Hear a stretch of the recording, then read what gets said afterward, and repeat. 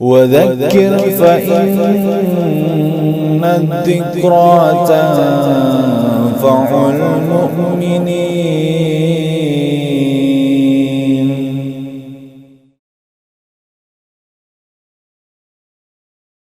بسم الله الرحمن الرحيم. إن الحمد لله نحمده ونستعينه ونستغفره ونعوذ بالله من شرور أنفسنا ومن سيئات أعمالنا. من يهده الله فلا مضل له ومن يضلل فلا هادي له. أشهد أن لا إله إلا الله وحده لا شريك له وأشهد أن محمدا عبده ورسوله. اللهم صل على محمد وعلى آل محمد كما صليت على إبراهيم وعلى آل إبراهيم إنك حميد مجيد. اللهم بارك على محمد وعلى آل محمد كما باركت على إبراهيم وعلى آل إبراهيم إنك حميد مجيد. أما بعد، قال تعالى: أعوذ بالله من الشيطان الرجيم. يا أيها الذين آمنوا اتقوا الله حق تقاته ولا تموتن إلا وأنتم مسلمون. أما بعد، فإن أصدق الحديث كتاب الله وخير الهدي هدي محمد صلى الله عليه وسلم وشر الأمور محدثاتها فإن كل محدثة بدعة وكل بدعة ضلالة وكل ضلالة في النار. Alhamdulillah, pada hari ini kita akan lanjutkan kajian kita. Ya, mudah-mudahan apa-apa yang telah sama-sama kita pelajari dapat memberikan faidah dan manfaat kepada kita, dan juga mudah-mudahan yang akan kita pelajari nanti juga akan memberikan manfaat untuk kita, khususnya untuk kehidupan beragama kita. Karena semua itu nanti akan dimintai tanggung jawab. Karena sebagaimana di dalam pelajaran-pelajaran sebelumnya sudah diingatkan bahwa suatu waktu kelak kita nanti pasti akan meninggalkan kehidupan dunia ini, kita akan mati, dan bahkan sudah banyak orang-orang yang kita kenal, bahkan orang-orang yang kita cintai, mereka telah meninggalkan kita. Dan suatu waktu nanti kita pun akan mengalami itu. Dan kita juga sudah mempelajari bahwa semua apa yang pernah kita lakukan di dunia ini akan dimintai tanggung jawab. Ya, apakah kita selama hidup di dunia ini menyia-nyiakan waktu kita dengan melalaikan kewajiban-kewajiban kita terhadap Allah, dan juga kita melalaikan kewajiban kita dari mentaati dan menteladani Rasulullah SAW. Jadi sudah jelaskan bahwa nanti kelak kita akan dimintai tanggung jawab.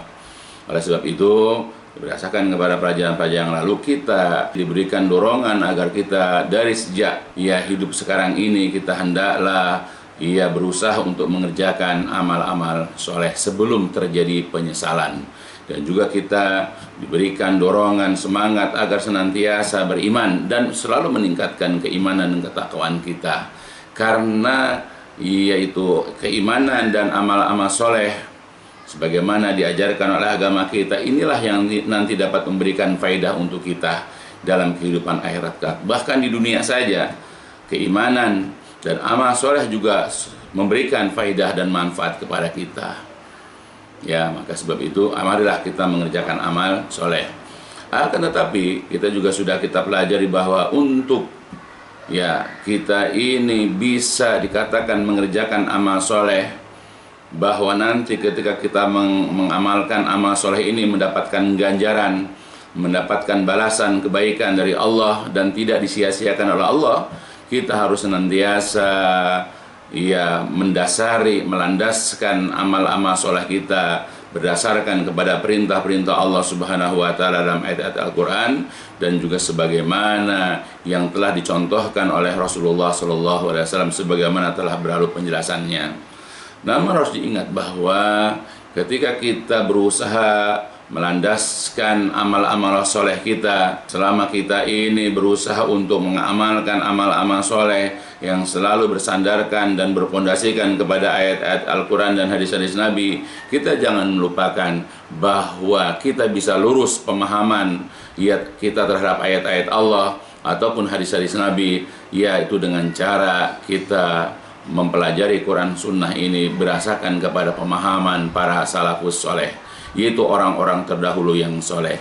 Nah, siapakah mereka? Sudah jelaskan oleh para ulama, yang dimaksud dengan salafus soleh itu adalah orang-orang yang hidup zaman Nabi. Apakah Nabi itu sendiri salaf? Ya, para terdahulu. Begitu juga para sahabat. Begitu juga kemudian orang-orang setelah itu, yaitu para tabi'in. Dan kemudian generasi ketiga, yaitu atba' tabi'in atau tabi'un tabi'in. Nah, setelah itu barulah ya dikatakan mereka menjadi pengikut salaf kalau mereka mengikuti jejaknya Rasulullah, para sahabat tabi'in dan atba' tabi'in, sebagaimana nanti akan dijelaskan. Nah, sekarang kenapa penting kita ketika memahami ayat-ayat Al-Quran, ketika kita memahami hadis-hadis Nabi berdasarkan pemahaman salafus soleh? Kalau seandainya setiap orang dibolehkan menafsirkan, dibolehkan memahami agama ini dengan akal logikanya, dengan perasaannya, dengan hawa nafsunya, ya tidak perlu lagi diturunkan ayat-ayat Al-Quran. Tidak perlu lagi ya diutus para nabi atau para rasul. Kalau seandainya agama ini dibolehkan, ya setiap orang mempergunakan akal logikanya berdasarkan hawa nafsunya, maka tidak perlu diturunkan yaitu kitab-kitab dan tidak perlu diutus para rasul. Nah, kenapa sekarang diutus para rasul, diturunkan kitab-kitab, khususnya Nabi kita Muhammad SAW dengan Al-Quran? Kenapa? Supaya kita mengikuti, supaya kita ini mentaati, supaya kita ini menteladani apa-apa yang ada dalam Al-Quran dan yang dicontohkan juga oleh Rasulullah SAW. Nah, oleh karena itulah ketika ayat-ayat turun, ketika Nabi bersabda, ketika Nabi melakukan ini itu, ya disaksikan oleh para sahabat, ya didengar oleh para sahabat, ya sehingga mereka, para sahabat ini adalah orang yang paling tahu, orang yang paling mengerti tentang ayat-ayat Allah dan juga hadis-hadis Nabi SAW. Ya, karena sebagaimana di dalam ayat Al-Quran bahwa Nabi itu punya pengikut, dan pengikut Nabi adalah orang yang paling dekat dengan Nabi saat itu para sahabat. Allah Jalla wa'ala berfirman dalam Al-Quran surat Yusuf, yaitu surat 12 ayat 108, A'udzu billahi minasyaitonir rajim. Qul hadhihi sabili ad'u ila Allahi ala basiratin ana wa man ittaba'ani wa subhanallah wa ma ana minal musyrikin. Katakan wahai Nabi, hadhihi ini adalah, atau agama ini adalah, Islam ini adalah sabili, jalan hidupku. Adalah merupakan sabil, jalan. Yaitu jalan hidupku, tuntunan hidupku. Jadi Islam ini adalah merupakan jalan kehidupan kita dari sejak kita lahir sampai kita mati. Ya, Islam juga adalah merupakan pembimbing kita, penuntun kita dalam kehidupan. Maka kita tidak boleh sungkan, tidak boleh malas, tidak boleh ragu, tidak boleh malu dalam menjalankan ajaran Islam, karena Islam ini adalah merupakan penuntun kehidupan kita, merupakan pembimbing kehidupan kita, merupakan jalan hidup kita. Ya, maka Islam wajib kita amalkan sebagaimana Allah mengatakan dalam ayat yang lain, ya a'udzu billahi minasyaitonir rajim, ya ayyuhalladzina amanu udkhulu fis-silmi kafah. Wahai orang-orang yang beriman, masuklah kalian semuanya ke dalam Islam secara total, secara menyeluruh. Jadi Allah memerintahkan kepada kita untuk masuk ke dalam Islam itu secara, bukan hanya nama, bukan hanya kita ini katakanlah sholat saja, tapi semua sendi-sendi kehidupan kita, dari akidah kita, dari ibadah kita, dari akhlak kita, semua menunjukkan bahwa kita adalah seorang muslim. Nah itu. Kemudian dikatakan lagi, ad'u ilallahi ala basiratin ana. Aku mengajak manusia, aku mengajak orang untuk beribadah kepada Allah, untuk senantiasa menyandarkan diri kepada Allah, untuk senantiasa mengajak orang untuk beribadah dan mengabdi kepada Allah, ala basiratin ana wa man ittaba'ani, untuk beribadah kepada Allah berdasarkan kepada basirah, berdasarkan kepada keterangan penjelasan, berdasarkan kepada hujah, berdasarkan kepada dalil, dan juga wa manittaba'ani, dan orang-orang yang mengikutiku. Jadi aku dan orang-orang yang mengikutiku senantiasa mengajak umat manusia beribadah kepada Allah, menyandarkan segala sesuatu kepada Allah, baik ketika mendapatkan kebaikan ataupun keburukan, semua dikembalikan kepada Allah. Begitupun dalam kehidupan sehari-hari, mereka hanya beribadah kepada Allah, meminta pertolongan, meminta bantuan, dalam berdoa, dalam beribadah, semuanya kepada Allah Subhanahu wa taala. Dan dalam peribadatan itu harus berdasarkan kepada basyirah, harus berdasarkan kepada dalil-dalil. Tidak boleh berdasarkan kepada akal, berdasarkan kepada pemahaman, berdasarkan kepada pengajaran individu satu dengan individu yang lain. Semua harus berdasarkan kepada dalil yang berdasarkan kepada Al-Quran dan Sunnah. Dan dikatakan lagi, bersama orang-orang yang ittiba kepadaku, bersama orang-orang yang mengikutiku. Jadi kalau kita ini mengikuti Nabi, ya baik kita ini sebagai umat saja, misalnya sebagai orang yang mengikuti perintah-perintah, ya udah kita beribadah kepada Allah, sholat, puasa, zakat, ittiba kepada Nabi. Ya, kalau kita ini belajarlah seperti dulu Nabi mengajarkan. Belajar berdasarkan kepada Al-Quran dan Sunnah. Belajar untuk beribadah kepada Allah. Bahkan kalau kita sudah mampu menyampaikan ilmu, kita sudah mampu berdakwah, dakwahilah umat manusia untuk beribadah kepada Allah berdasarkan kepada hujjah. Jadi berdasarkan kepada ayat ini, ya, bahwa Allah ya memperkenalkan kepada kita, ya umat manusia, khusus umat Islam, bahwa Nabi itu ada orang-orang yang mengikutinya. Nah, siapa orang yang mengikuti Nabi pertama-tama? Ya para sahabat. Ya, bagaimana Rasul dahulu mengutus para sahabat untuk dakwah ke berbagai macam negeri. Nah, semuanya itu ya mengikuti cara-cara yang telah disampaikan oleh Rasulullah SAW. Apakah mengajak beribadah kepada Allah dengan dasar-dasar Al-Quran dan Sunnah dan yang lain-lainnya. Nah, tinggal kita bagaimana. Kita mengaku sebagai pengikut Nabi, kita mengaku sebagai orang yang ittiba kepada Nabi, tapi apakah kita sudah mengikuti para sahabat ketika mengikuti Rasulullah SAW? Ya, maka berdasarkan kepada ayat ini, jadilah pengikut Nabi. Nah, bagaimana cara menjadi pengikut yang baik? Ya, bagaimana menjadi pengikut Nabi yang benar? Ikutilah dahulu para sahabat ketika mengikuti Rasulullah SAW, ya, dalam kehidupan mereka. Dalam ayat yang lain, ya, Al-Quran surat An-Nisa, surat keempat, ayat 115, Allah berfirman, A'udzu billahi minasyaitonir rajim, wa may yushaqiqir rasula min ba'di ma tabayyana lahul huda wa yattabi' ghaira sabilil mu'minin nuwallihi ma tawalla wa nuslihi jahannam wa sa'at masyira. Jadi barang siapa yang menentang Rasul sesudah jelas dalil baginya, sesudah jelas petunjuk kepadanya, dia dikasih dalil segala macam, dia tetap menentang Rasul, dan bahkan wayatabi, dan dia lebih ittiba, dia lebih mengikuti ghaira sabil mu'minin, selain jalannya orang-orang yang beriman, dia lebih suka mengikuti cara hidupnya orang-orang kafir, dia mencontoh kebiasaan orang-orang munafik, ya, maka nuwalihi matawal, kami biarkan dia tersesat, ya, kami biarkan dia dalam keadaan sesat, tetapi nanti wa nuslihi jahannam, kami akan masukkan dia ke dalam neraka jahanam, dan neraka jahanam adalah seburuk-buruk tempat kembali. Nah, jadi ayat ini menjelaskan kepada kita, ada orang-orang yang ketika dibacakan kepadanya petunjuk, disampaikan kepadanya dalil-dalil, disampaikan kepadanya ayat Quran, disampaikan kepadanya hadis-hadis Nabi, lalu dia menentang Rasul. Ya, bahkan dia lebih suka mengikuti cara hidup orang-orang kafir, dia lebih terpikat, dia lebih kepincut, dia lebih, ya katakanlah, mengambil jalannya orang-orang yang tidak beriman, apakah itu orang-orang kafir non-muslim, orang-orang musyrik, atau juga kebiasaan orang-orang munafik. Maka kalau seandainya ada orang yang seperti ini, maka Allah biarkan dia dalam kesesatannya, tetapi nanti akibatnya orang ini akan dimasukkan ke dalam neraka jahanam.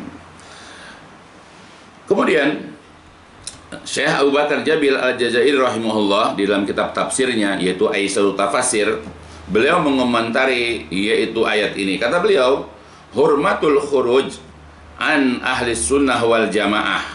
Jadi haramkan keluar dari pemahaman ahlus sunnah wal jamaah.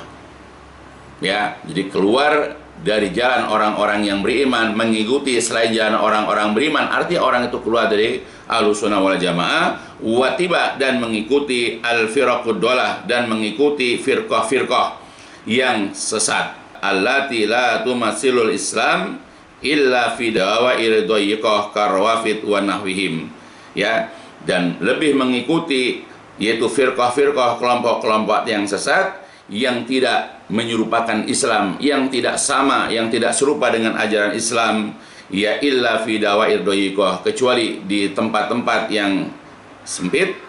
Contoh misalnya karawafid, seperti ya orang-orang Rafidah, ya orang-orang Syiah. Nah itu firqah-firqah yang sesat adalah Syiah Rafidah, dua nahwihim dan yang semisal mereka. Apalagi misalnya kelompok Sufi, misalnya kelompok Khawarij, misalnya kelompok Ahmadiyah, misalnya, dan kelompok-kelompok yang bukan Ahlussunnah wal Jamaah.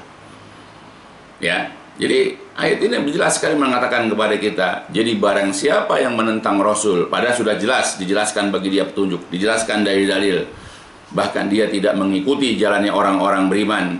Ya, nah orang-orang beriman dalam ayat ini, ya kalau para ahli tafsir mengatakan mereka adalah para sahabat. Karena orang-orang yang beriman yang pertama-tama ada di zaman Rasulullah adalah para sahabat, orang-orang muhajirin, orang-orang ansor, dan orang-orang yang mengikuti mereka di antara para sahabat.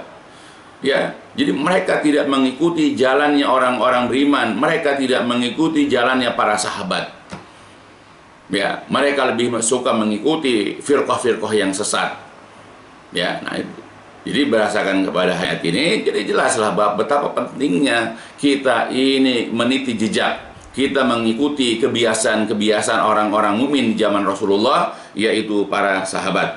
Dan juga Allah memuliakan, Allah mengagungkan para sahabat Nabi. Banyak sekali ayat-ayatnya, di antaranya di dalam Al-Quran, surat Al-Bara'ah, surat ke-9 ayat 100, Allah mengatakan, a'udzubillahi minasyaitonirrajim, was-sabiqunal awwaluna minal muhajirin wal ansor walladzina taba'uhum bi ihsanin radhiyallahu anhum wa radu'an wa a'adda lahum jannat tajri tahtahal anharu khalidina fiha abada zalikal fawzul azim. Jadi orang yang lebih dahulu dan orang yang pertama-tama yaitu masuk Islam dari kalangan muhajirin, golongan al-ansor, walladzina taba'uhum, dan orang-orang yang mengikuti mereka bi ihsan, dengan berbuat baik. Jadi yang dipuji Allah pertama orang muhajirin, orang-orang ansor, lalu orang-orang yang mengikuti jejak orang-orang muhajirin ansor. Jadi mereka adalah orang-orang yang beriman setelah hijrahnya Nabi ke kota Madinah. Ya, makanya mereka dikatakan as-sabiqunal awwalun, orang-orang yang terdahulu, yang lebih dahulu masuk Islam, orang-orang yang pertama-tama kali masuk Islam. Ya, jadi sebelum ya orang lain, sebelum bangsa lain masuk Islam, mereka sudah Islam duluan. Dipuji oleh Allah. Kemudian Allah telah ridho kepada mereka. Makanya gelar para sahabat radhiyallahu anhum, atau kalau perorangan radhiyallahu anhu, dan mereka pun telah ridho ya dengan anugerah pemberian Allah. Allah juga telah menyediakan untuk mereka surga-surga yang mengalir sungai-sungai di bawahnya. Mereka kekal di dalam surga itu selama-lamanya. Itulah zalikal fauzul azim, itulah keberuntungan, kesuksesan yang sangat besar. Nah, itu pujian Allah kepada para sahabat, dan banyak lagi yang lain. Ya, keutamaan para sahabat. Dan kita sudah tahu siapa sahabat. Sahabat adalah orang yang berjumpa dengan Rasulullah SAW dalam keadaan dia Islam, dalam keadaan dia orang beriman. Ya, walaupun dia barangkali baru melihat sekali. Ya, walaupun dia itu baru melihat Nabi dari jarak jauh, melihat Nabi. Jadi ketika ada orang berjumpa dengan Nabi dalam kondisi dia beriman, dia muslim, maka dia adalah sahabat Nabi. Ya, nah itu. Dan kita sudah paham, dijelaskan oleh para ulama siapa para sahabat. Nah, kemudian Syekh Abu Bakar Jabil Al-Jazairi kembali yang menjelaskan, menerangkan surat 9 tadi, surat Al-Bara'ah atau At-Taubah ini. Kata beliau, fadlu ashab Rasulullah sallallahu alaihi wasallam, keutamaan ashabi, ya para sahabatnya Rasulullah sallallahu alaihi wasallam, ala ghairihim, atas selain mereka, mimman ja'a ba'dahum, dibandingkan dari orang yang datang setelah mereka. Jadi kata Syekh Abu Bakar Jabir rahimahullah, terdapat keutamaan para sahabat Nabi dibandingkan orang-orang muslim yang lain yang mereka beriman setelah para sahabat. Nah itu. Maka kita tidak boleh meremehkan para sahabat yang hidup bersama Nabi, di mana mereka berjuang bersama-sama Nabi. Kemudian juga dikatakan fadlut tabi'in li ashabi Rasulillah sallallahu alaihi wasallam in ahsanul mutaba'ah. Juga terdapat keutamaan yaitu at-tabi'in, orang-orang yang mengikuti atau para tabi'in, yaitu sahabatnya Rasulullah, orang-orang yang mengikuti sahabatnya Rasulullah atau para tabi'in, jika baik mereka dalam mutaba'ah, dalam ikut, ya. Nah, itu. Jadi terdapat juga keutamaan yaitu orang-orang yang mengikuti para sahabat, atau kita barangkali mengatakan tabi'in. Ya, karena dengan kata-kata di situ tadi kalimatnya adalah ya walladzina taba'uhum, dan orang-orang yang mengikuti mereka, orang-orang yang ittiba kepada para sahabat, yaitu tabi'in maksudnya. Nah, jadi berdasarkan kepada ayat-ayat ini dan juga banyak lagi ayat-ayat yang lain yang menjelaskan, menerangkan kepada kita keutamaan para sahabat. Karena para sahabat ini adalah orang yang senantiasa membersamai Nabi, orang yang selalu bersama-sama Nabi, orang yang sama-sama berjuang bersama Rasulullah Shallallahu Alaihi Wasallam. Maka kita tidak boleh mencela beliau, mencela para sahabat, memaki, menganggap remeh, menganggap enteng, yaitu para sahabat. Walaupun dia adalah sahabat yang paling terakhir, yaitu melihat Nabi, ya, atau sahabat yang barangkali hanya sekali melihat Nabi. Sebagaimana dikatakan Nabi, la tasubu ashabi, jangan sekali-kali kalian itu mencaci, mencela sahabat-sahabatku. Fawalladhi nafsi biyadihi, maka demi zat yang jiwaku ada pada tangannya, demi Allah, lau anfaqa ahadukum misla uhudin zahaban ma balagha mudda ahadihim wala nasifuhu. Jadi kalau seandainya ada seseorang di antara kalian dia menginfakkan, dia mensedekahkan emas sebesar gunung Uhud, ma balagha, tidak akan mencapai atau tidak akan menyamai satu mud seseorang di antara sahabat, bahkan tidak pula separuhnya. Jadi kalau seandainya di antara kita karena saking kayanya kita infakkan yaitu emas sebesar gunung Uhud, bayangkan berapa nilainya. Ya, lalu kita pergunakan fisabilillah, kita pergunakan untuk memperjuangkan Islam misalnya. Nah, lalu kemudian dibandingkan zaman dahulu ada seorang sahabat hanya mampu menginfakkan satu mud, bahkan separuh daripada mud, ya, kecil mud itu, ya, emas itu. Nah, tidak akan menyamai. Tetap nilai yang diinfakkan oleh para sahabat tetap lebih besar dari apa yang kita infakkan zaman sekarang. Ya, nah itu. Jadi itu bandingannya. Jadi kita nggak ada apa-apanya melakukan kebaikan sebesar apapun. Maka jangan sekali-kali meremehkan para sahabat. Jangan sekali-kali kita menganggap enteng para sahabat. Begitupun dalam sebuah asar yang disebutkan oleh Ibnu Umar radhiyallahu anhuma, kata beliau, la tasubu ashaba Muhammadin sallallahu alaihi wasallam fala maqamu ahadihim sa'ah min amali ahadikum umrahu. Ya, jadi kata Ibnu Umar, jangan kalian mencaci, jangan kalian mencela para sahabatnya Nabi Muhammad sallallahu alaihi wasallam. Benar-benar kedudukan seseorang di antara mereka barang sewaktu saja, barang sesaat saja, itu ya tidaklah sebanding dengan amalan seseorang di antara kalian seumur hidupnya. Ya, jadi kita misalnya seumur hidup kita memperjuangkan agama, dari sejak kita ini balik, dimasukkan ke pesantren, lalu kemudian kita ya katakanlah mampu menghafal ini, menghafal itu, kemudian kita mampu memperjuangkan agama dengan berdakwah. Bahkan ketika ada kita punya harta, lalu kita berikan harta kita. Jadi sepanjang hidup kita pergunakan untuk memperjuangkan agama Allah. Nah, sedangkan ada di antara sahabat yang barangkali hanya sesaat kedudukan mereka dalam membela agama, maka kita ya tidak sebanding dengan amalan para sahabat. Walaupun kita seumur hidup, mereka hanya sesaat. Yaitu penjelasan salah seorang sahabat, yaitu Ibnu Umar. Jadi jangan sekali-kali meremehkan sahabat. Kenapa demikian? Karena ini adalah bentuk keutamaan yang telah dijelaskan Allah dalam Al-Quran dan juga dalam hadis-hadis Nabi.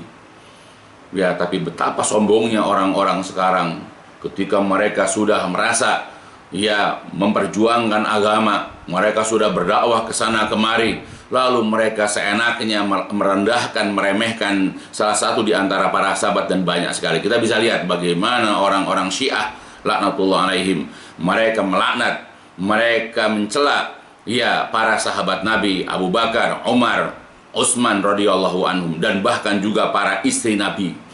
Bahkan hampir seluruh para sahabat dicaci, dicela, bahkan dikafirkan oleh orang-orang Syiah Rafidah. Dan banyak juga di antara kita merasa lebih hebat, ya. Banyak orang-orang sufi, orang-orang tarekat merasa lebih hebat dari para sahabat karena mereka menganggap sudah menjadi wali. Atau ketika mereka mewalikan salah seorang di antara guru mereka, lalu mereka menganggap tinggi wali-wali mereka itu, ya, guru-guru mereka yang dianggap wali, ya, lebih utama dari para sahabat. Coba bayangkan zaman sekarang, ya, karena mereka tidak pernah belajar, karena mereka tidak pernah mengkaji hadis-hadis Nabi, mereka bersikap seperti itu. Coba, ya, jadi jangan sekali-kali kita meremehkan apa yang ada pada para sahabat. Makanya Rasul juga mengatakan, ayatul iman hubul ansor, wa ayatul munafik bugdul ansor. Dalam riwayat yang diriwayatkan, dalam sebuah hadis yang diriwayatkan oleh Imam Bukhari, Nabi mengatakan tanda-tanda keimanan adalah mencintai orang Ansor, dan tanda-tanda kemunafikan adalah membenci orang Ansor. Bayangkan, sahabat Ansor saja, ya, itu tidak boleh kita benci, tidak boleh kita maki, tidak boleh kita remehkan, apalagi orang Muhajirin. Ya, jadi tidak boleh bagi kita, siapapun kita, kalau kita mengaku umat Nabi Muhammad SAW, lalu kita ini membenci, kita tidak menyukai salah satu di antara sahabat, apakah itu orang-orang Ansor, ataupun orang-orang Muhajirin, atau juga orang-orang yang beriman setelah orang Muhajirin dan Ansor. Begitu juga dalam riwayat yang lain, yang diriwayatkan oleh Imam Muslim, Rasul juga pernah mengatakan, la yuhibbuhum illa mu'min, wala yubghiduhumul illa munafiq, man ahabahum fa ahaballah, wa man abghadahum fa abghadahullah. Jadi tidak ada yang mencintai mereka, tidak ada yang mencintai para sahabat, yaitu Ansor, melainkan orang mukmin, dan tidak ada yang membenci mereka kecuali orang munafik. Barang siapa yang mencintai sahabat, ya, orang Muhajirin Ansor, maka Allah mencintainya. Dan barang siapa yang membenci mereka, membenci para sahabat, maka Allah juga akan membencinya. Itu efeknya. Itu banyak sekali. Ya, apalagi kalau orang per orang, bagaimana keutamaan Abu Bakar, banyak sekali jelaskan manaqibnya. Bagaimana itu Umar, bagaimana itu Utsman, bagaimana itu Ali radhiyallahu anhum. Begitu juga sahabat-sahabat yang bahkan di antara mereka ada yang sudah dijamin masuk ke dalam surga. Ya, kita kenal bagaimana juga Bilal keutamaannya. Bagaimana juga, ya, sahabat-sahabat Nabi yang lain memiliki masing-masing keutamaan. Maka jangan kita meremehkan salah satu di antara seorang sahabat pun, karena mereka adalah orang yang paling taat kepada Allah, paling taat kepada Rasul, orang yang paling ambisi kepada kebaikan-kebaikan. Ya, makanya Rasulullah, ya, menyebutkan tentang, yaitu sebaik-baik umatnya, sebaik-baik manusia itu hanya, ya, 3 zaman atau 3 masa, ya, 3 periode. Misalnya dalam hadis-hadisnya, di sini disebutkan dalam banyak riwayat.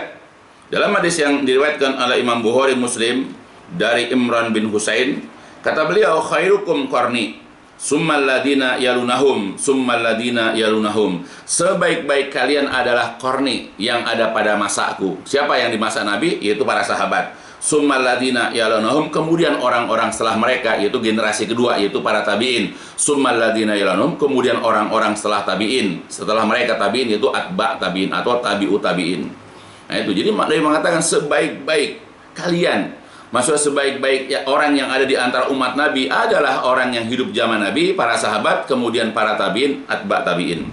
Kemudian dalam riwayat yang lain yang diriwayatkan oleh Imam Ahmad juga dari Imran bin Husain, ya, dan juga dari Ibnu Mas'ud, ya, beliau mengatakan khairun nas, ya, qarni summal ladina yalunahum summal ladina yalunahum. Sebaik-baik manusia. Kalau tadi khairukum, sebaik-baik kalian, sekarang sebaik-baik manusia adalah pada masaku, pada zamanku, kemudian orang-orang setelah itu, kemudian orang-orang setelah itu, yaitu para tabi'in dan atba' tabi'in.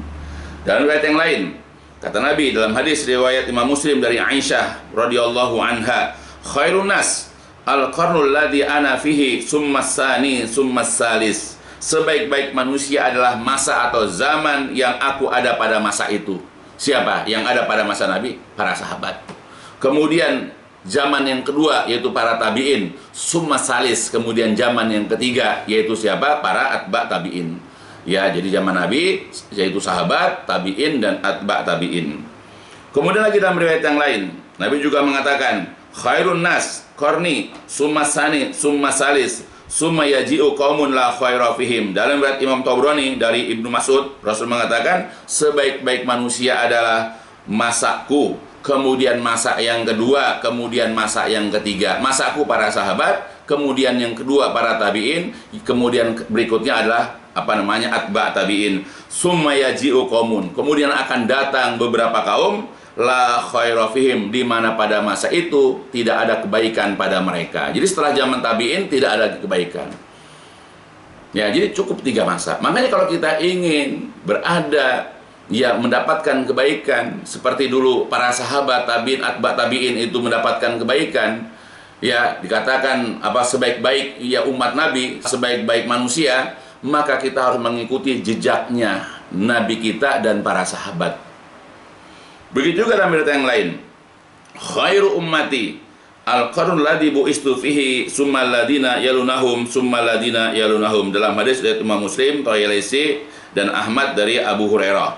Jadi sebaik-baik umatku adalah masa yang aku diutus pada masa itu, yaitu para sahabat. Kemudian yang selanjutnya itu tabi'in dan atba tabi'in.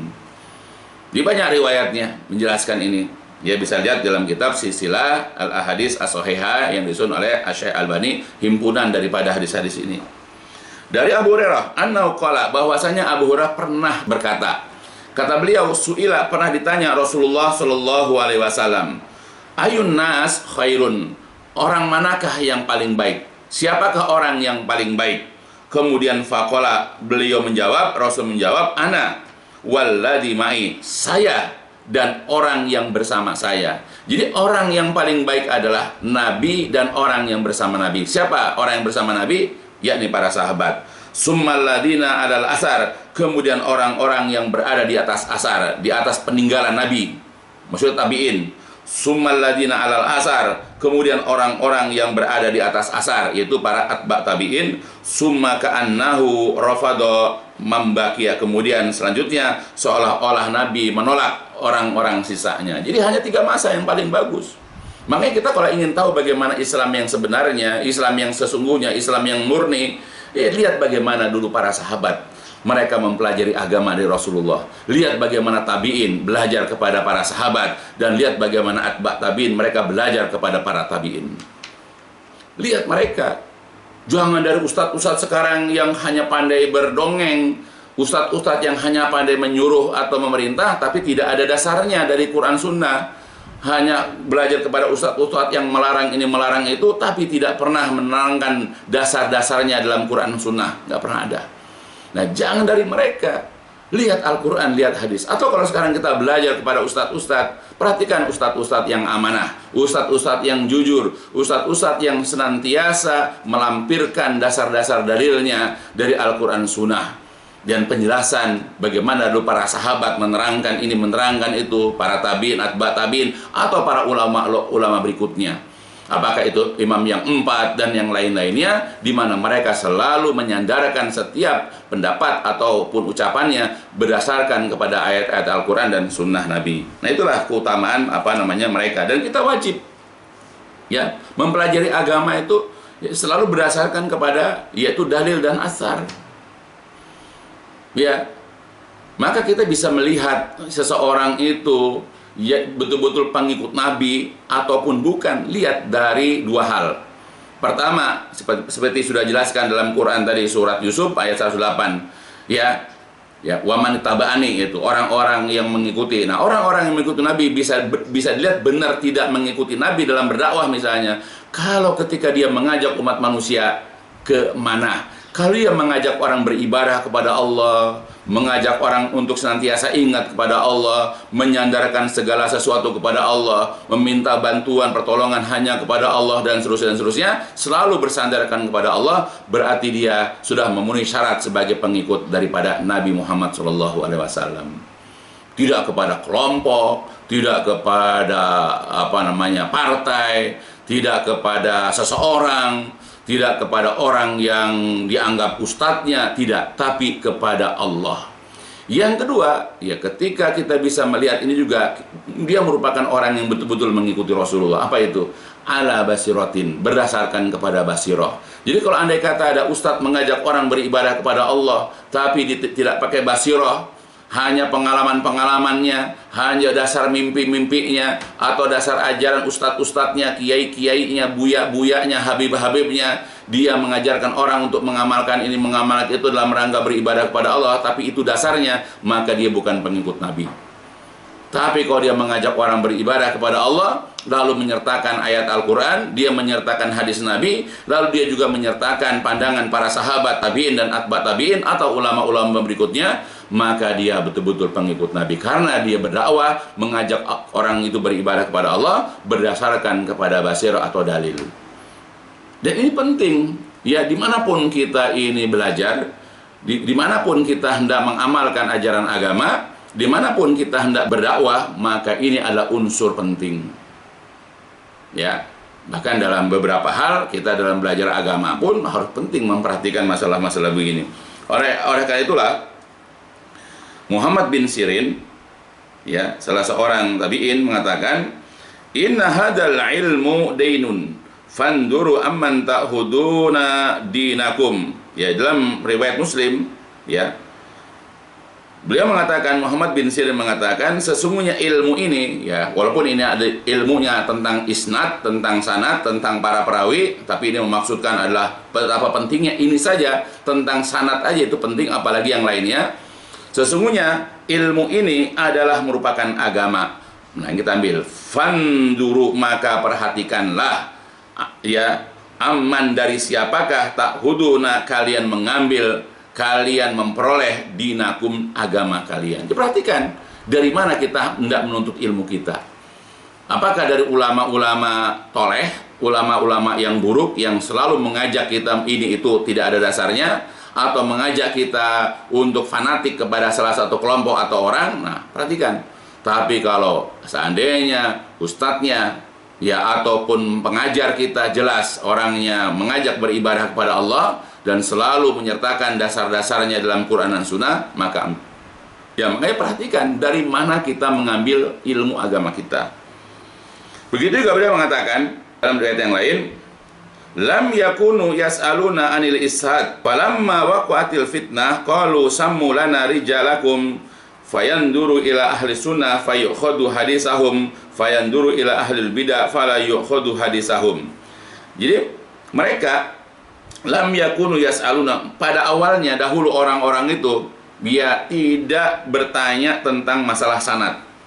Ya, asalnya ya. Jadi orang terima hadis, sudah terima hadis zaman dulu ya, zaman para tabi'in. Ya, mereka mengambil ya ilmu itu ya tanpa mengambil hadis, tanpa memperhatikan masalah sanad. Tetapi ketika terjadi fitnah, nah mulai terjadi fitnah, udah mulai banyak hadis-hadis dipalsukan, ya udah mulai banyak orang-orang mementingkan kelompoknya lalu membuat-buat hadis, ya, maka kemudian mereka mengatakan samulana rijalakum. Nah, sekarang sebutkan kepada kami perawi-perawi kalian. Nah, mulailah ya, mulai diperhatikan masalah sanad. Jadi ketika sudah mulai terjadi fitnah, orang sembarangan mengatakan bersabda Rasul, bersabda Nabi, Rasul melarang, Rasul menyuruh, udah mulai seenaknya, barulah mulai saat itu dikatakan, ketika kalian menyampaikan hadis, coba terangkan kepada saya siapa nama-nama perawi kalian. Kemudian, lalu kemudian memperhatikan ya kepada ahli sunnah. Nah, kalau yang menyampaikan sanad itu adalah ahlu sunnah, maka diambillah hadis mereka.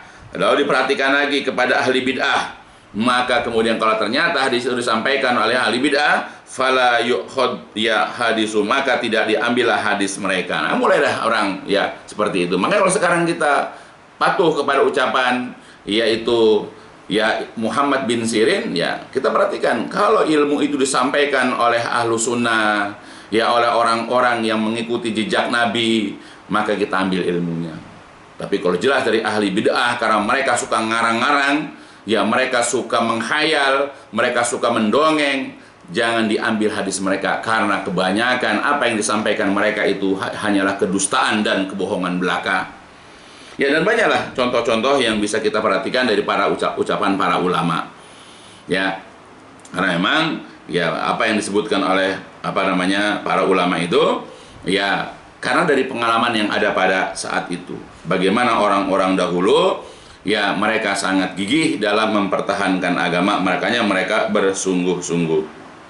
Nah, oleh karena itulah Imam Al-Auza'i rahimahullah dia menjelaskan, kata beliau, al-ilmu ma ja'a bihi ashabu Muhammadin sallallahu alaihi wasallam, fama kana gharidalik falaysa bi ilmin. Jadi dalam riwayat Ibnu Abdul Bar, ya Imam Al-Auza'i ya berkata, ilmu itu adalah ma ja'a bihi ashabu Muhammad. Jadi ilmu itu adalah apa-apa yang dibawa, apa-apa yang datang dari para sahabat Nabi Muhammad sallallahu alaihi wasallam. Fama kana gharidalik, adapun selain daripada itu falaysa bi ilmin, bukanlah ilmu. Jadi kita harus ya memahami bahwa dikatakan ilmu agama yang sahih atau tidaknya, lihat kalau datangnya dari para sahabat Nabi, nah lebih ya kita perhatikan karena itu adalah ilmu. Tapi kalau orang ini bukan para sahabat Nabi, kita harus berhati-hati karena boleh jadi ini bukan ilmu, karena hasil karang-karangan. Ya, karena boleh jadi ini adalah hadis-hadis lemah, hadis-hadis palsu, dan yang lain-lainnya. Begitu juga Imam Ahmad rahimahullah, salah seorang imam mazhab, mengatakan usul sunnah indana al-mutamasik bima kana alaihi ashabu Rasulullah sallallahu alaihi wasallam wal iktida bihim. Jadi usul sunnah, dasar-dasar sunnah menurut pandangan kami adalah yaitu al-mutamasik, berpegang teguh bima kana alaihi, dengan apa yang ada dari sahabatnya Nabi Muhammad atau sahabatnya Rasulullah sallallahu alaihi wasallam. Jadi dasar-dasar sunnah kalau menurut kami, menurut Imam Ahmad ya adalah berpegang teguh dengan apa yang ada dari para sahabatnya Rasulullah, dan kemudian al-iktida, menteladani bihim mereka. Nah, itu. Jadi jangan sepelekan para sahabat, karena sudah jelaskan oleh Rasulullah sendiri bagaimana keutamaan mereka. Begitupun Allah dalam ayat Al-Quran, begitu juga para ulama. Jangan menyepelekan para sahabat. Bahkan orang bisa dikatakan sahih atau tidak pemahaman agamanya, lihat bagaimana sikap mereka terhadap ucapan-ucapan para sahabat. Ya, kalau mereka meremehkan, mereka menganggap enteng, atau mereka menganggap sepele ucapan para sahabat, nah berarti orang ini tidak pantas diambil ilmunya. Begitu juga Imam Ibnu Katsir dalam kitab Al-Ba'tsul Hasis, ya, dalam kitab Al-Ba'tsul Hasis, beliau mengatakan was-sahaba kulluhum udul inda ahli sunnah wal jamaah. Jadi para sahabat itu, semua mereka itu menurut ahli sunnah wal jamaah adalah adil orangnya. Jadi para sahabat semua yang ada dari Abu Bakar, Umar, dan seterusnya, ya sekian puluh atau bahkan 100 sekian ribu, ya mereka adalah adil menurut ahlu sunnah wal jamaah. Lama ketika asnallahu alaihim, ketika Allah menyanjung mereka fi kitabihil aziz, di dalam kitabnya yang mulia. Jadi dalam Al-Quran Allah menyanjung para sahabat. Wa bima nataqad bihi sunnatun nabawiyah, dan juga sesuai dengan apa yang diucapkan di dalam sunnah-sunnah atau hadis-hadis Nabi. Fil madhilahum, dalam sanjungan kepada mereka, fi jami'i akhlaqihim, di seluruh akhlak mereka, wa af'alihim, dan juga perbuatan mereka, wa ma badaluhu, dan juga semua apa yang mereka telah korbankan, yaitu minal amwal, dari harta, wal arwah, dan jiwa, baina yadai, di hadapan Rasulullah sallallahu alaihi wasallam. Perhatikan bagaimana para sahabat dahulu, akhlak mereka, amalan-amalan mereka, perjuangan mereka, dan bahkan pengorbanan mereka. Mereka mengorbankan harta dan jiwa mereka untuk membela agama bersama-sama Rasulullah Shallallahu Alaihi Wasallam. Maka semua para sahabat, sebagaimana diterangkan oleh yaitu Al-Hafiz Ibnu Katsir rahimahullah, adalah mereka adil. Ya, kita kenal memang sifat mereka, akhlak mereka adalah ya sangat mulia. Begitu juga berkata Ibnu Mas'ud radhiyallahu an, bagaimana komentarnya terhadap ya sahabat-sahabat Nabi yang lain.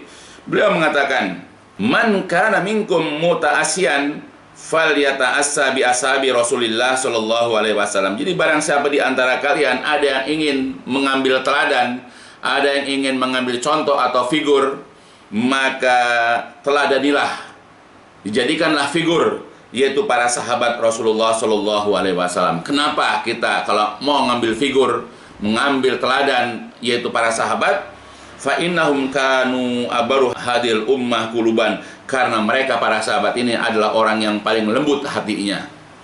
Kemudian wa amakuha ilman, orang yang paling dalam ilmunya. Wa aqluha taqallufan, dan yang paling sedikit bebannya. Wa aqwamuha hadiyan, dan orang yang paling tegak hidayahnya. Wa ahsanuha halan, dan orang yang paling baik keadaannya. Ikhtarahumullahu li sahbati nabihi wa iqamati dinihi. Ya, maka Allah memilih mereka untuk mempersahabati nabinya, yaitu SAW, dan menegakkan agamanya. Fa'rifu, maka kenalilah lahum mereka, fadlahum, maka kenalilah ya keutamaan mereka, ketahuilah keutamaan mereka, wattabi'uhum, dan ikutilah mereka, fi asarihim, di dalam jejak peninggalan mereka. Fa innahum kanu alal huda al mustaqim, karena mereka para sahabat berada di atas petunjuk yang lurus. Nah, itu.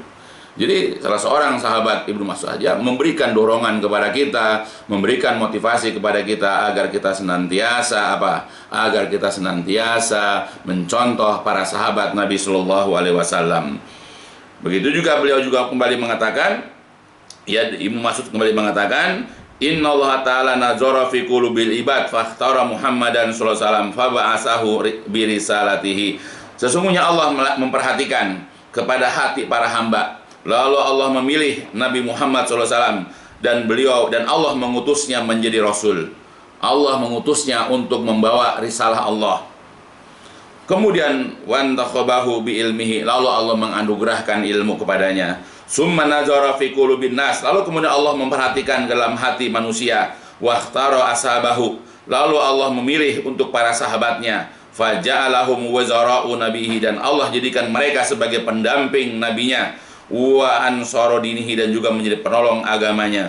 Famarwa'ahul mu'minuna hasanan fahuwa indallahi hasanun. Jadi apapun yang dipandang oleh orang-orang mukmin itu, yaitu para sahabat baik, maka dia di sisi Allah juga adalah baik. Wa marwa'ahul mu'minun qabihan, apapun yang dipandang oleh orang-orang mukmin itu buruk, yaitu apa yang dipandang oleh para sahabat buruk, fahuwa indallahi qabihun, maka dia juga buruk di sisi Allah.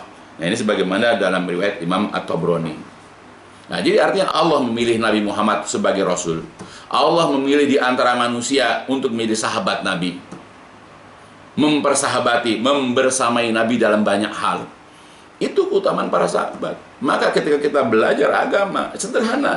Karena kita tidak bisa lihat langsung, karena kita tidak menyaksikan langsung, karena kita tidak bisa mendengar langsung ya apa yang terjadi pada zaman Nabi, maka kita perhatikan para sahabat. Bagaimana mereka mendengar sabda-sabda Nabi, bagaimana mereka melihat amalan-amalan Nabi.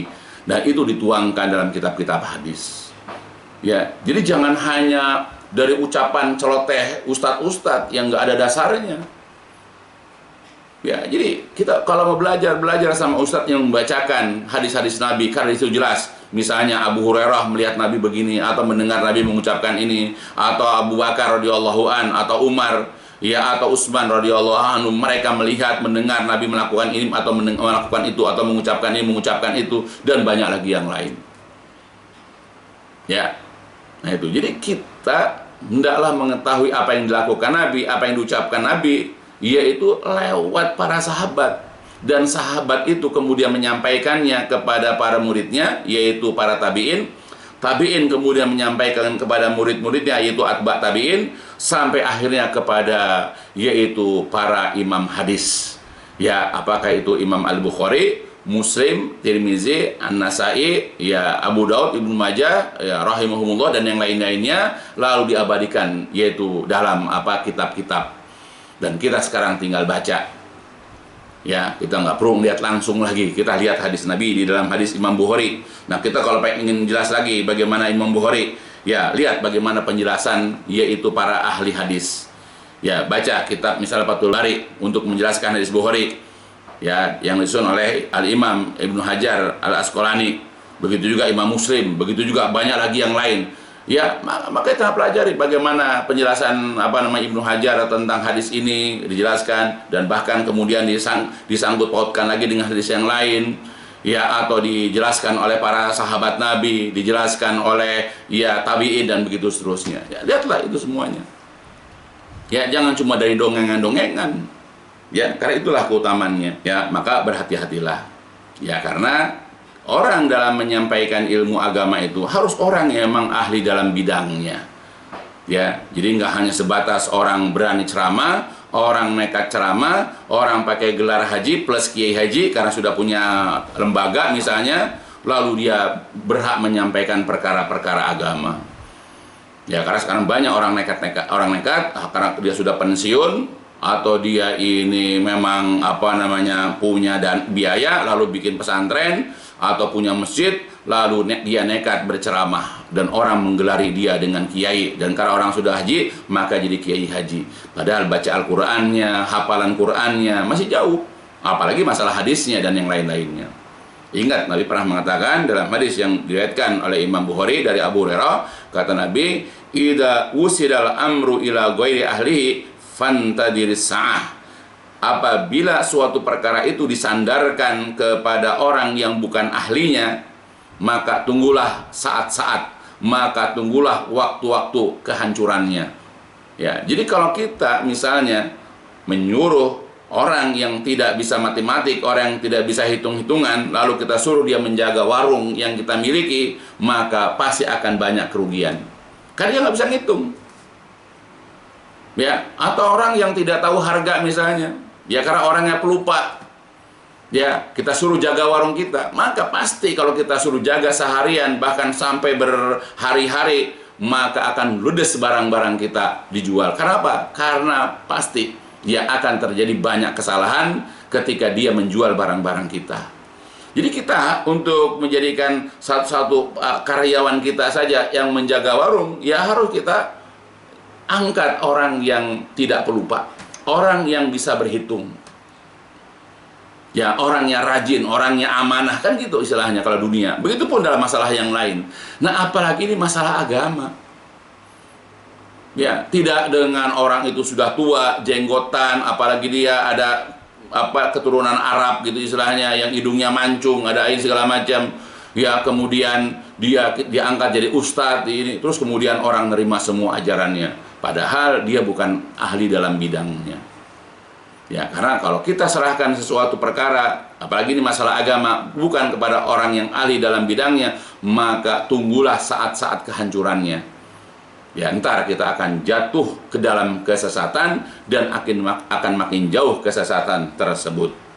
Begitu juga Rasul pernah mengatakan dalam hadis yang lain, kata beliau, inni akhafu ala ummati al-a'immah al-mudilin. Sesungguhnya yang aku khawatirkan, yang aku cemaskan kepada umatku adalah imam-imam yang menyesatkan. Ingat ya, jadi yang Nabi khawatirkan terhadap umat ini, terhadap umat beliau, terhadap umat Islam adalah pemimpin-pemimpin, tokoh-tokoh, bahkan tokoh-tokoh agama yang menyesatkan. Ya, di mana dia berbicara tanpa ilmu, di mana dia berbicara dengan hawa nafsunya, karena dia berbicara seenak udalnya.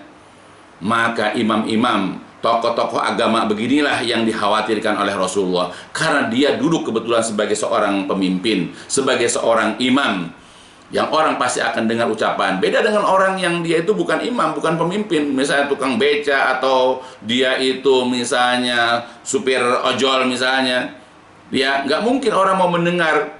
Tapi kalau dia itu pakai jubah, pakai sorban, apalagi tadi ya dia ada gelar kiai hajinya misalnya, dan dia ditokohkan di situ, ya maka setiap ucapan akan didengar oleh jamaahnya. Dan kalau benar apa yang diucapkan, nggak masalah. Tapi kalau apa yang diucapkan bertentangan dengan ajaran agama, maka bahaya. Makanya ini yang Nabi khawatirkan atas umatnya. Ya, kemudian Imam Al-Munawi dalam kitabnya, yaitu Faidul Qadir, menjelaskan apa itu imam-imam yang menyesatkan.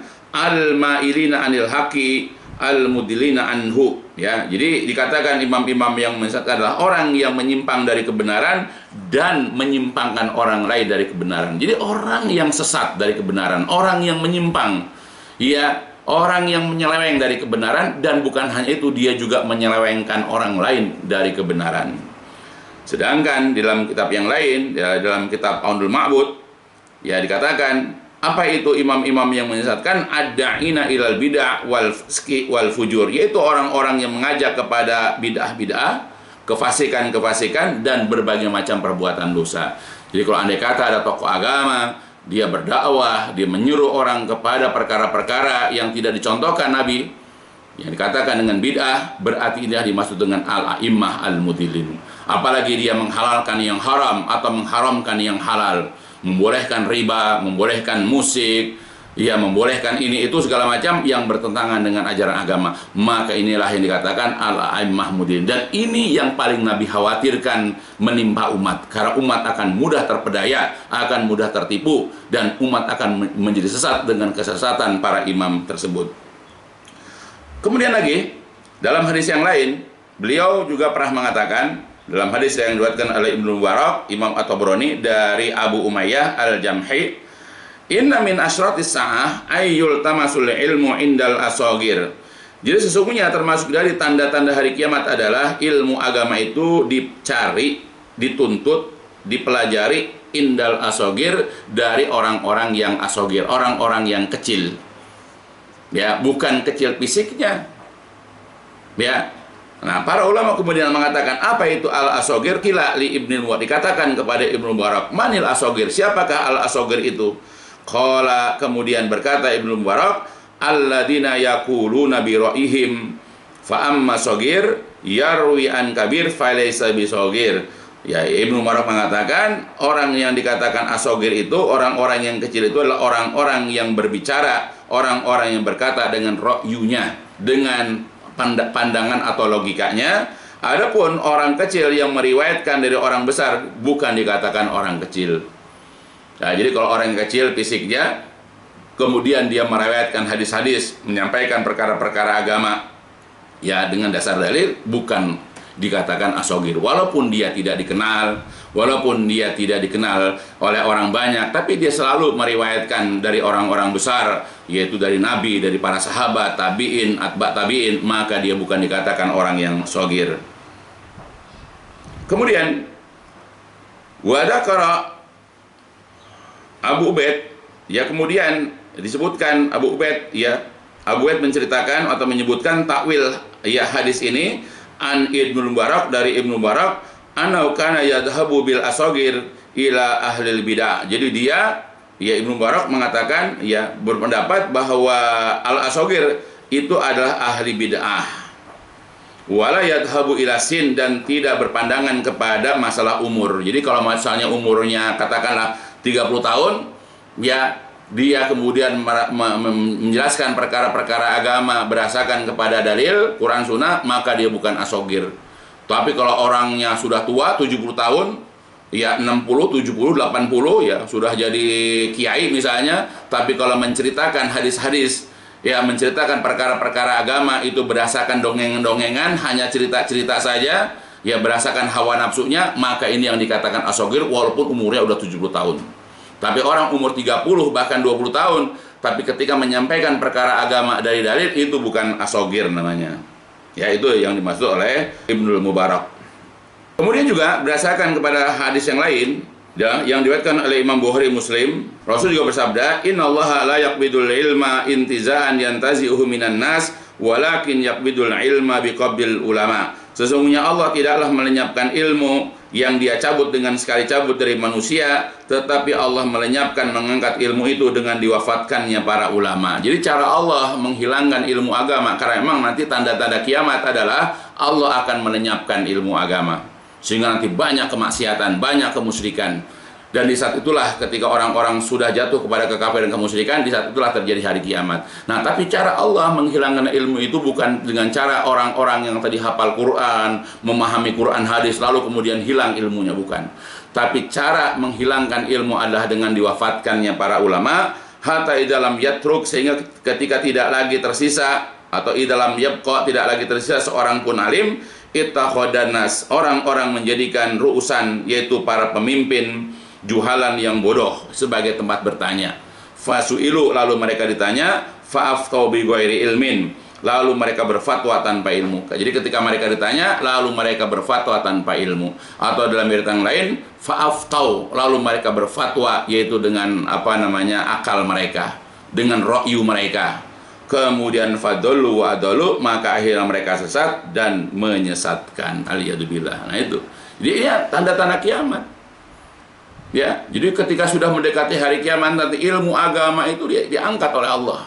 Nah, ketika diangkat itu bukan dengan cara orang-orang yang berilmu itu tiba-tiba menjadi orang yang bodoh, tiba-tiba menjadi orang yang pikun, tidak. Tetapi cara pengangkat ilmu itu adalah dengan cara para ulamanya itu diwafatkan. Orang-orang yang alimnya, orang-orang yang mengerti agama, orang yang memahami Quran hadis itu diwafatkan oleh Allah.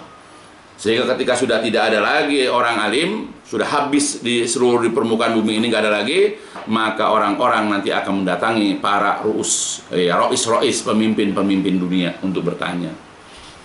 Ya, makanya ketika ditanya mereka berfatwa, hukum ini hukum itu berdasarkan kepada hawa nafsu mereka, tidak berdasarkan kepada ilmu, berdasarkan kepada logika mereka. Maka di saat itulah ketika mereka berfatwa dengan hawa nafsu mereka, ketika mereka berfatwa dengan akal logika mereka, ketika mereka berfatwa tanpa ilmu, maka di saat itulah mereka sesat dan boleh jadi akan menyesatkan orang lain. Maka berhati-hatilah. Makanya kita ini kalau menuntut ilmu, belajar ilmu agama khususnya, jangan dari orang-orang yang ketika berfatwa itu dengan hawa nafsu, tanpa ilmu yang disampaikan kepada kita, hanya dengan akal logikanya. Jangan. Ini sudah diceritakan, sudah disebutkan, sudah banyak dijelaskan oleh para ulama. Tinggal bagaimana kita menerapkan dalam kehidupan sehari-hari. Maka sebab itu, wahai saudara-saudaraku, ya kita ini wajib menuntut ilmu. Wajib kita ini yang menghilangkan kebodohan yang ada pada diri kita terhadap agama kita. Tuntutlah ilmu. Selagi kita masih hidup, selagi kita masih bisa. Tapi pada saat kita menuntut ilmu, tuntutlah ilmu dari orang-orang, dari guru-guru kita yang mengajarkan kepada kita Al-Quran dan hadis-hadis Nabi. Ya, tetapi ketika menjelaskan ayat-ayat dan hadis-hadis Nabi ini, selalu penjelasannya berdasarkan kepada pemahaman para ulama salaf, yaitu kepada para sahabat.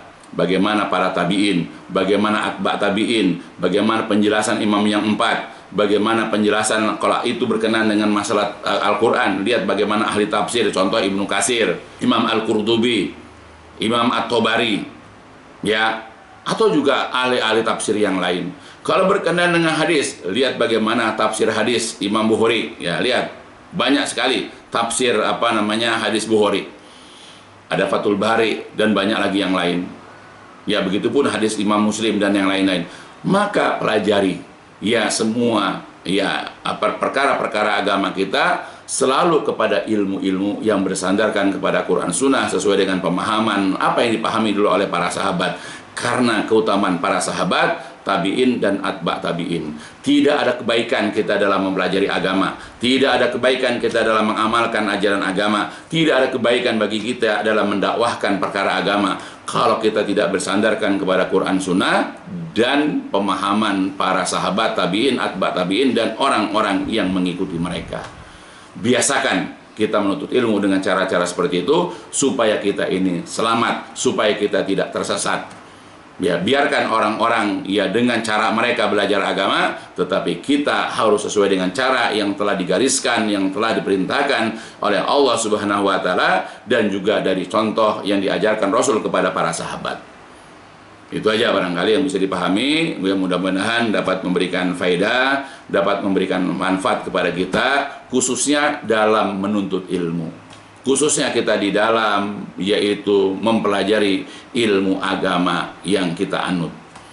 Ya, sekali lagi mudah-mudahan berfaedah. Insyaallah akan dilanjutkan kajian itu ya insyaallah pada Ahad mendatang. Dicukupkan dulu sampai di sini. Insyaallah kita lanjut pelajarannya.